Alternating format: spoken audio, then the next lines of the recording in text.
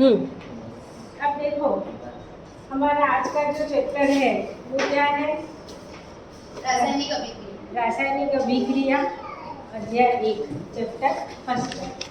अब रासायनिक अभिक्रिया क्या होती है कि जब दो पदार्थ आपस में क्रिया करते हैं और क्रिया करके कुछ नया पदार्थ बनाते हैं, तो इन दो पदार्थों के बीच में जो भी रिएक्शन हो रही है, जो भी कार्य हो रहा है, उसी को हम क्या कहते हैं? रासायनिक क्रिया। यानी दो पदार्थों के आपस में मिलने से एक नया पदार्थ बन रहा है। तो अब यहाँ दो पदार्थ मिलना ये शब्द ठीक नहीं है। तो जब दो पदार्थ आपस में क्रिया करते हैं तो एक नया पदार्थ बनता है। तो जो दो पदार्थ आपस में क्रिया कर रहे हैं उनको कहते हैं हम क्रियाकारक या अभिकारक। ये चर्चा हम कर चुके हैं।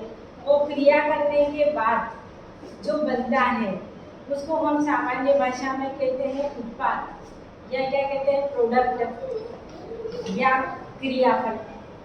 यानी क्रियाकारक आपस में क्रिया करके क्रियाफल या उत्पाद बनाते हैं।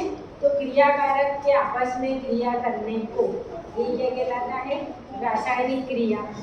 अब रासायनिक क्रिया हो रही है तो इसको हम खाली रासायनिक क्रिया बोलेंगे क्या? इसको हमको लिखना भी पड़ेगा। तो जब दो पदार्थ या अभिकारक आपस में क्रिया कर रहे हैं तो उनको कुछ सूत्रों या संकेतों के द्वारा हम क्या करते हैं? लिखते हैं। जैसे फॉर एग्जाम्पल मैंने ये लिखा A और B, ये क्रियाकारक हो गए।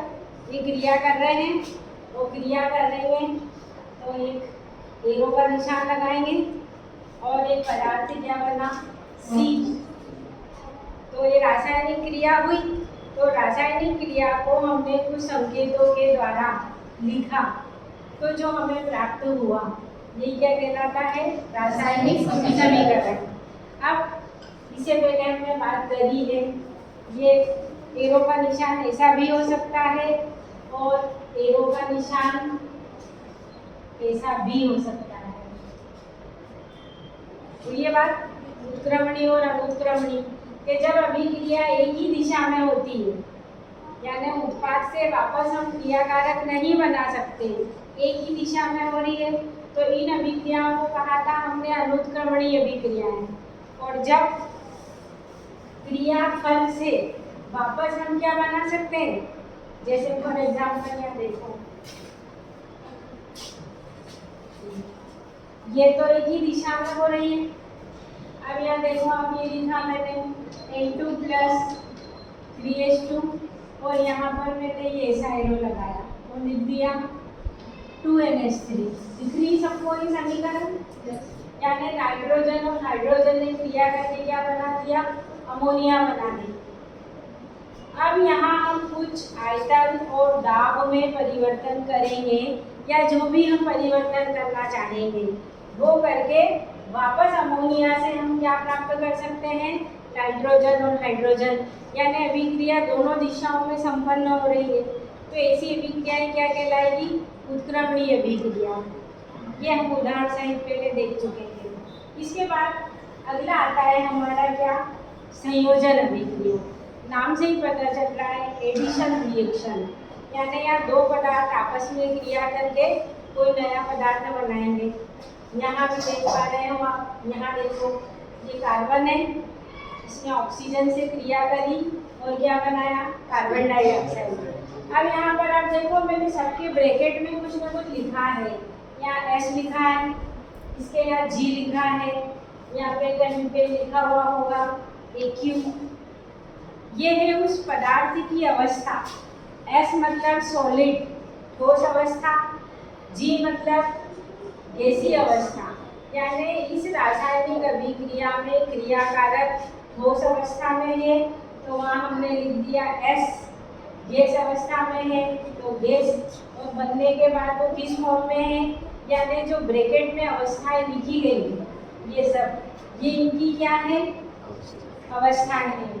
ठोस भी हो सकती है, द्रव भी हो सकती है और गैस भी हो सकती है। ठीक है। अब यहाँ देखो अगला example 2H2 + O2 hydrogen gas और ऑक्सीजन गैस क्रिया करके क्या बनाती है? जल। और जल कैसा होता है? जलीय होता है। Aq, aq means aqueous, aqueous means जलीय अवस्था। ठीक है, ये हुआ संयोजन अभिक्रिया। इसके बाद आप देखिए वियोजन अभिक्रिया। वियोजन मीन्स टूटना। यहाँ एक दो ने क्रिया करके एक बनाया था, यहाँ एक टूटेगा और नए प्रोडक्ट बनेंगे, तो वियोजन हुआ।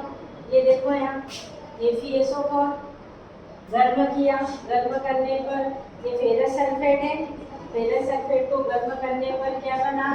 फेरिक ऑक्साइड बना, सॉलिड स्टेट SO2 और SO3, सल्फर डाइऑक्साइड और सल्फर ट्राइऑक्साइड। ये कहलाएगा वियोजन अभिक्रिया, वियोजित होना, टूटना। इसके बाद अगली अभिक्रिया क्या है? ऊष्माक्षेपी, यानी जब पदार्थ आपस में क्रिया करेंगे तो उस क्रिया के दौरान क्या होगी? ऊष्मा उत्पन्न होगी। हमने चूना पानी में लगाते हैं तो देखते हैं अपन वो उबलने लगता है, वो पूरा मटका या डिब्बा भर के रखो तो वो क्या होता है? बाहर ही आ जाता है, क्योंकि वो गर्म हो रहा है, गर्म होकर उबलता है, इसलिए अपन उसको आधा भरते हैं और वो छुएंगे तो बिल्कुल हाथ जल जाता है। यानी क्रिया के दौरान इतनी ऊष्मा उत्पन्न होती है। तो जिन अभिक्रियाओं में ऊष्मा उत्पन्न होती है वो ऊष्मा क्षेपी अभिक्रिया कहलाती है। देखो CaO, ये आपका चूना, कैल्शियम ऑक्साइड, जल से क्रिया हुई, क्रिया होने पे क्या बना? CaOH2, बुझा हुआ चूना, और क्या निकली? बहुत सारी ऊष्मा निकली, यानी क्रिया के दौरान ऊष्मा निकल रही है। और अगला है कुछ क्रियाएं ऐसी होगी जिसके लिए हमको ऊष्मा देना पड़ेगी, तब होगी, नहीं तो वो होगी नहीं। जैसे यहाँ लिखा मैंने एग्जाम्पल, ये नाइट्रोजन और ये ऑक्सीजन, इनको आप मिला दो और वेट करो, इसे कुछ नहीं होगा जब तक हम उसको ऊष्मा नहीं देंगे, गर्म नहीं करेंगे, अभिक्रिया नहीं होगी। तो नाइट्रोजन और ऑक्सीजन क्रिया करके नाइट्रिक ऑक्साइड बनाते हैं। इस क्रिया में हमको ऊष्मा देनी पड़ती है, तो ये अभिक्रिया क्या कहलाती है? ऊष्मा शोषी अभिक्रिया। ठीक है, अगली है विस्थापन अभिक्रिया। विस्थापन मतलब जिन अभिक्रियाओं में क्रिया के दौरान एक समूह का विस्थापन दूसरे समूह में हो जाता है।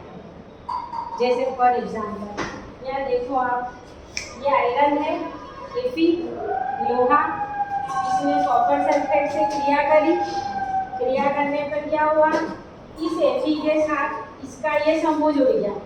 देखो आप, FeSO4 हो गया और यहाँ पर क्या हुआ? कॉपर फ्री हो गया, तो एक समूह का विस्थापन हुआ। तो ये अभिक्रिया क्या कहलाएगी? विस्थापन अभिक्रिया। इसके बाद अगला लिखा हमने क्या? द्विविस्थापन अभिक्रिया। अब यहाँ पर इसमें एक समूह का विस्थापन हो रहा था, यहाँ क्या होगा? दो समूह का। जैसे देखो ये है सोडियम के साथ सल्फेट, सोडियम सल्फेट, और ये क्या है? बेरियम क्लोराइड, बेरियम के साथ क्लोराइड। अब इसका समूह तो इसके साथ और इसका समूह इसके साथ आ जाएगा। देखो आप, बेरियम के साथ क्या था? क्लोराइड था, तो यहाँ बेरियम के साथ कौन आ गया? सल्फेट आ गया। और यहाँ सोडियम के साथ सल्फेट था, तो यहाँ सोडियम के साथ कौन आ गया? क्लोराइड। तो जब अभिक्रिया के दौरान दो समूहों का विस्थापन होता है तो ये अभिक्रिया क्या कहलाती है? द्विविस्थापन अभिक्रिया। समझ में आया? एक और वियोजन का उदाहरण देखो, ये तो एक था, यहाँ पे भी देखो चूना पत्थर है, इसको गर्म किया, ये वियोजित हो गया CaO में और कार्बन डाइऑक्साइड में। ठीक, बचा हुआ कार्बन डाइऑक्साइड। कल पूरा हो जाएगा ये चैप्टर।